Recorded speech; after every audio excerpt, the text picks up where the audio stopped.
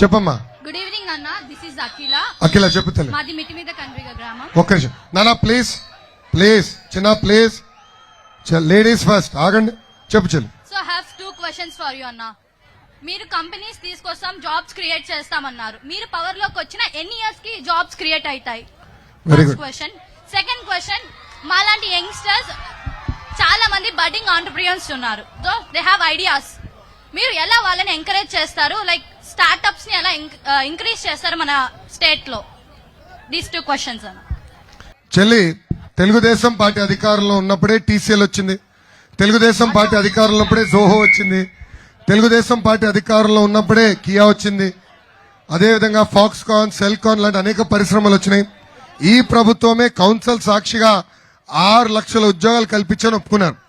ఈ 20 లక్షల ఉద్యోగాలు అనేది 5 సంవత్సరాలు మేము కల్పిస్తాం. నంబర్ 1. రెండోది, బడింగ్ ఆంటర్ప్రినర్స్ కి అవకాశం కల్పించాలి. No second thought. మీకున్న ఐడియాస్ ముందల ఆంధ్ర రాష్ట్ర ప్రభుత్వమే ఒక టెస్ట్ బెడ్ గా ఉంటుంది. ఇక్కడున్న తమ్ముడు ఈజ్ అన్ ఆంటర్ప్రినర్. గతంలో అతను అనేక ప్రోడక్ట్స్ క్రియేట్ చేశారు. చంద్రబాబు నాయుడు గారు తెలుసుకుని ఆంధ్ర రాష్ట్రమే మీ ప్రోడక్ట్ ని ట్రయల్ గా వాడుకుంటాం, మీరు ఇంప్లిమెంట్ చేయండి అన్నాను. So government can be A platform. నేను ఐటీ శాఖ మంత్రిగా ఉన్నప్పుడు ఇక్కడ ఒక ఇన్క్యుబేటర్ ఉండేది. ఇక్కడ ఒక ఇన్క్యుబేటర్ పెట్టాం. మీలాంటి యూత్ యువకులకి ఎవరికైనా ఐడియాస్ ఉంటే అక్కడ వీస్ టు ఇన్క్యుబేట్, మార్కెట్ లింకేజ్ అన్ని చేసేవాళ్ళం.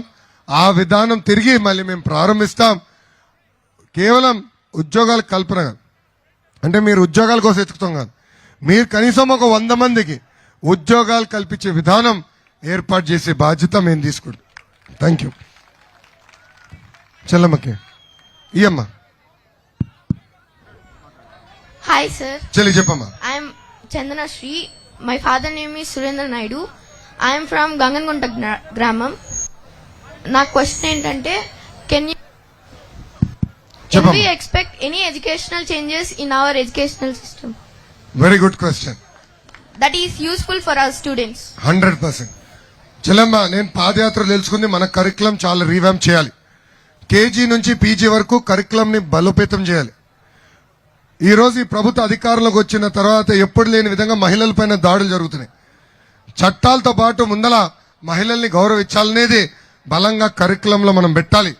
అది కేజీ నుంచి పీజీ వరకు అది పెడతాం. మహిళల్ని గౌరవించాలి, మహిళలకి పెద్దపీట వేయాలనేది అది కూడా కరికులం ద్వారా చిన్న కిండర్ గార్డెన్ పిల్లోడి దగ్గర నుంచి పీజీ చదువుకునే వరకు we're going to inculcate. That is first. Second, గతంలో స్కూల్ ఫీ రీంబర్స్మెంట్ ఉండేది.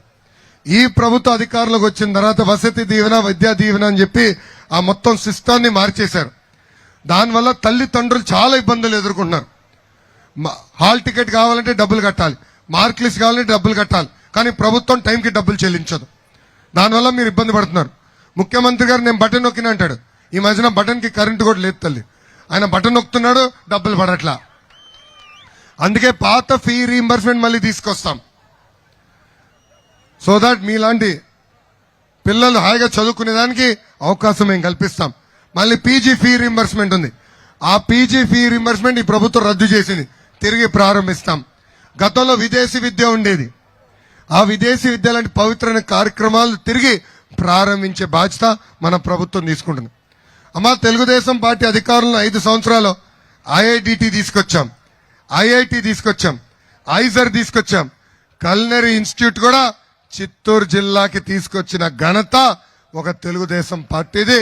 తప్పనిసరిగా విద్యకి పెద్దపీట వేస్తాం, మెరుగైన ఇన్స్టిట్యూషన్స్ తీసుకొస్తాం, నిరుపేద కుటుంబాలకి సబ్సిడీ ద్వారా, ఫీ రీంబర్స్మెంట్ ద్వారా చదివించే బాధ్యత కూడా మన ప్రభుత్వం తీసుకుంటుంది. Thank you. Yes sir. Next ఎవరు మారుతున్నారు? మీకు ఇస్తే మైక్ కొడుతున్నారు. ఆగండి చలమ్మా. ఓకే, నెక్స్ట్ ఇట్ ఇస్తా, నెక్స్ట్ మీకు ఇస్తా. Good evening sir. Very good evening. చెప్పమ్మా. మాది చంద్రగిరి నియోజకవర్గం, పాకాల మండలం, బొల్లినేని రామయ్య గారి పల్లి. నా పేరు భవిత, మాది రైతు కుటుంబం.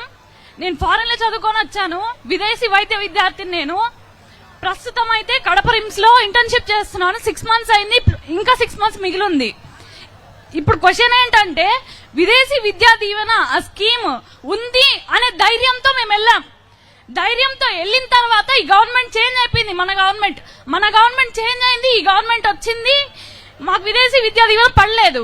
చెక్ రిలీజ్ అయ్యే టైంకి ఆగిపోయింది. ఇప్పుడు ఆ చెక్కులు ఆగిపోయిన చెక్కులు మళ్ళీ మీరేమన్నా పునరుద్ధరించగలరా అన్న క్వశ్చన్. ఇంకోటి ఏంటంటే దీని తర్వాత ఒకసారి మా దగ్గరికి ఇంటి వద్దకే ప్రస్తుతం వైసీపీ ఎమ్మెల్యే అభ్యర్థిగా పోటీ చేస్తున్న మోహిత్ రెడ్డి గారు మా ఇంటి వద్దకు వచ్చి మీకు ఏమన్నా సమస్యలు ఉన్నాయమ్మా అని అడిగితే ఇలాగ నీటి సమస్యలు ఉన్నాయి మా ఊర్లో, మా ఊరి వాళ్ళంతటా వాళ్ళు చందాలు వేసుకొని మోటార్ రిపేర్ చేసుకొని నీళ్లు తెచ్చుకుంటున్నారు అని చెప్తే సరే మేము రిపేర్ చేస్తాం అని అన్నారు. 2-3 రోజుల్లో ఇప్పటి వరకు లేదు. ఇప్పుడు కూడా మేము వ్యవసాయ భూముల వద్దకు వెళ్లే నీళ్లు తెచ్చుకుంటున్నాం, తాగునీరు.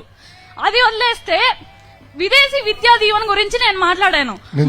మాట్లాడితే అదొక పనికి మాలిన స్కీమ్ అని చెప్పి చులకనగా మాట్లాడారు.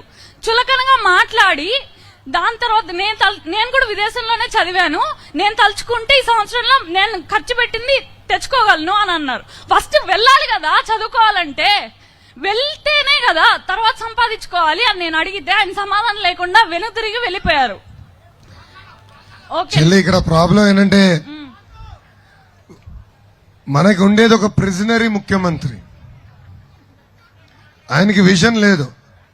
మొన్న ఇంటర్వ్యూ చూశాను తల్లి ముఖ్యమంత్రి గారు, ఆయన అంటాడు అమరావతిలో ఏముంది ఖాళీ భూమి కదా అని. అలానే ఆనాడు చంద్రబాబు నాయుడు గారు అనుకునుంటే సైబరాబాద్ ఏముంది రాళ్ళు రప్పలే కదా, ఫైనాన్షియల్ డిస్ట్రిక్ట్ ఏముంది రాళ్ళు రప్పలే కదా. కానీ ఒక విజన్ ఉన్న నాయకుడు చంద్రబాబు నాయుడు గారు. ఆ విజన్ ముందు చూపుతో ఇక్కడ ఐటీ తీసుకొద్దాం, ఇక్కడ ఫార్మా తీసుకొద్దాం, ఇక్కడ బయోటెక్నాలజీ తీసుకొద్దాం, ఇక్కడ ఫైనాన్షియల్ డిస్ట్రిక్ట్ ఏర్పాటు చేద్దాం విజన్ ఉన్న వ్యక్తి ఏర్పాటు చేశారు. దానివల్ల ఈరోజు 15 లక్షల కుటుంబాలు బాగుపడుతున్నాయి. గతంలో 1 లక్ష రూపాయలకి ఒక ఎకరం కొనేదానికి ఎవరు సిద్ధంగా ఉండేవారు కాదు హైదరాబాద్లో. అలాంటిది అదే ఎకరం ఈరోజు 100 కోట్లకు అమ్మారు. సో విజన్ ఉన్న నాయకుడికి ప్రిజన్ లో ఉన్న నాయకుడికి చాలా తేడా ఉంటుంది. విజన్ ఉన్న నాయకుడు చంద్రబాబు నాయుడు గారు, ప్రిజన్ లో ఉండి వచ్చిన నాయకుడు జగన్మోహన్ రెడ్డి తల్లి. సో ఆయన ఒక పెద్ద దొంగ అంటే ఊరికి ఒక దొంగ ఉన్నాడు ఇక్కడ. అందుకే చెవిరెడ్డి జూనియర్ వచ్చాడు తల్లి, అతనికి అసలు విషయం లేదు. ఇప్పుడు విదేశాల్లో ఎందుకు చదవాలని అడిగితే ఎందుకు జగన్మోహన్ రెడ్డి గారు ఆయన 2 కూతుర్ని విదేశాల్లో చదివిస్తున్నాడు తల్లి? అంటే వాళ్ళు విదేశాల్లో చదువుకోవచ్చు, మనం చదువుకోకూడదా? ఇది కరెక్ట్ కాదమ్మా. మీరు అడిగినట్టు బకాయిలు ఎంతున్నాయో ముందర కనుక్కుందాం. మీరు మంచి సలహా ఇచ్చారు, I take that down as an advice. అది ఎంతుందో కనుక్కుంటాను, దాని తర్వాత నేను స్పష్టమైన హామీ ఇస్తాను. బట్ ఆపేసిన విదేశీ విద్య కార్యక్రమాన్ని తిరిగి మేము ప్రారంభిస్తాం. Thank you. Thank you sir. One more question అమ్మ, వేరే వాళ్ళకి అవకాశం ఇద్దాం చెల్లి ప్లీజ్. సార్ నేను కొట్టేదట్టున్నా రైట్ సైడ్. నేను మెడిసిన్ చేస్తున్నాను. యాజ్ ఆఫ్ ద పార్ట్ నేను ఇప్పుడు 6 months ఫ్రీగానే వైద్య సేవలు అందిస్తున్నాను సార్. అంటే ఫారిన్ లో చదివిన వాళ్ళకి ఇక్కడ చదివిన వాళ్ళకి తేడా చూపిస్తున్నారు స్టైఫండ్ విషయంలో. 22,500 వాళ్ళకి స్టైఫండ్ ఇస్తున్నారు. మేము day and night day duty చేసి కంటిన్యూగా నైట్ డ్యూటీ చేయాలి. 18 hours 24 hours మేము నైట్ డ్యూటీలు చేయాలి, డే డ్యూటీలు చేయాలి. బట్ స్టైఫండ్ మాత్రం మాకు రావట్లేదు.